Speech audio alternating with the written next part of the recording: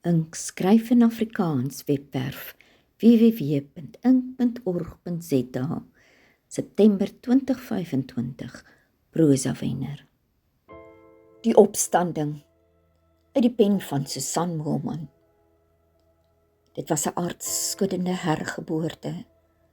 Nogal nie die wedergeboorte waarvan die Christendom praat nie, maar 'n geboorte tot 'n nuwe bewustheid dat alles wat ons van geboorte af geleer word, nie noodwendig die volle waarheid is nie. Dit was 'n gebeurtenis wat my tot in my siel geskud het. En skielik het ek myself op 'n vreemde en onverstaanbare planeet bevind. Vriende en familie het steeds dieselfde taal gepraat, in dieselfde huise gewoon, maar ek het verander. My wêreld was so hard geskud dat niks meer dieselfde kon wees nie.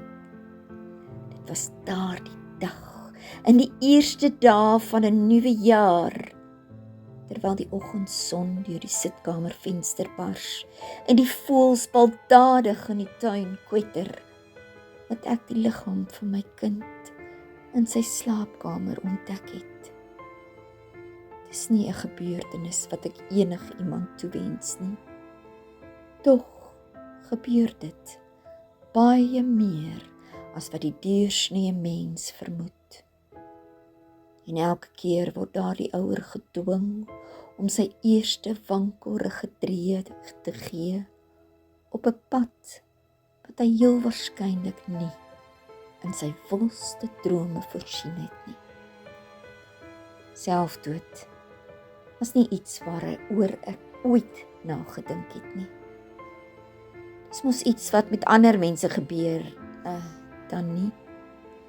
Ons tweekies het oor alles onder die son gesels, maar eintlik nooit oor ons geestesgesondheid nie. Of wat mens te doen staan wanneer jy 'n krisis beleef nie. Hoe praat mens in elk geval oor iets wat heeltemal buite jou verwysingsraamwerk val? En in 'n oogwink was my lewe in chaos gedompel. Vreemd genoeg het alles op die oog af normaal en ordelik voorgekom. Maar innerlik het ek deur die wye kosmos 'n tuimelval beleef, soos nog nooit tevore nie. Stadig aan het die uiterlike ook van verwaarlosing begin kreun. Spinnerakke het 'n verskyning onder die sitkamerbanke gemaak. Aandete was elke dag 'n verrassing, want as dit nie brandoffers was nie, het ek ander dae vergeet om die oond aan te skakel. Daar was net een manier om beheer terug te neem. Jy leer hoe om net een dag op 'n slag te leef, 1 uur op 'n slag. Ek het getrou Admiraal McRaven se raad gevolg. Wanneer jy opstaan, maak ook sommer jou bed op. Dan het jy alreeds iets bereik. Volg 'n eenvoudige roetine. Borsel jou tande, stort, trek skoon klere aan. Spandeer tyd buite, so dikwels as moontlik. Loop kaalvoet op die gras. Sit langs 'n waterstroom. Blaai deur 'n tydskrif. Kleur in, bou 'n legkaart, doen tuinwerk. Tel krale en knope as dit jou gelukkig maak.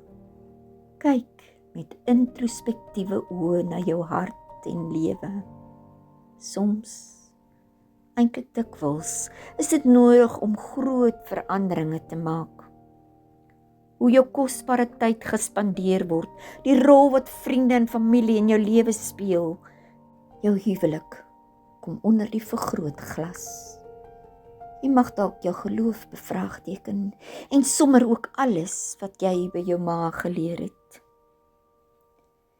terwyl die weggoltrein in my gedagtes net nie tot stilstand wou kom nie en my hart van angs en hartseer gefladder het ek my eerste tree op die gevreesde breë weg gewaag. My broer en vele vriende het my gewaarsku dat ek met duiwelsdinge besig is. Maar toe ek eers ontdek hoe meditasie die broodnodige stilte en my deurmekaar gemoed kan laat neerdaal, het ek gesien wat 'n rol vrees in ons lewens speel. Van kindsbeen af word ons geïndoktrineer met die vrees van die onbekende. En die kerk het getrou daarop voortgebou. En in al hierdie chaos moes ek myself weer leer ken. Wie is ek? Waarvan hou ek? Wie wil ek wees? Hou ek van die manier waarop my vriende en my familie my behandel? Gaan ek, soos in die verlede, net aanhou om die emosionele misbruik in my huwelik te verduur? Glo ek nog wat die kerk predik? Of het dit 'n tyd geword om God op 'n nuwe manier te leer ken? Kan ek dapper genoeg wees om naak en sonder 'n masker te leef en my lewenspad loop sonder dat ander se kritiek slaggate word waarin ek keer op keer val? Dit is 'n waagstuk om jou ore vir almal se opinies toe te hou. Om onverskrokke jou eie noordelike ster te volg, maar die resultaat daarvan is algehele bevryding. Als is ek spyt dat ek dit nie vroeër in my lewe gewaag het nie, weet ek ook dat ek nog nie daarvoor gereed was nie. Vandag is ek dankbaar dat ek deur alstaande gebly het en nie toegegee het aan ander nie se idees hoe my lewe moet lyk nie. Uiteindelik is ek vry van wat ander mense van my dink. Vry van vrees oor die wegraping en wederkoms en of ek werklik goed genoeg vir die Here is. Vry van vrees vir die dood, maar bo alles vry van vrees om werklik te lewe. Foto, voorlesing en samestelling deur Christa Diedriks.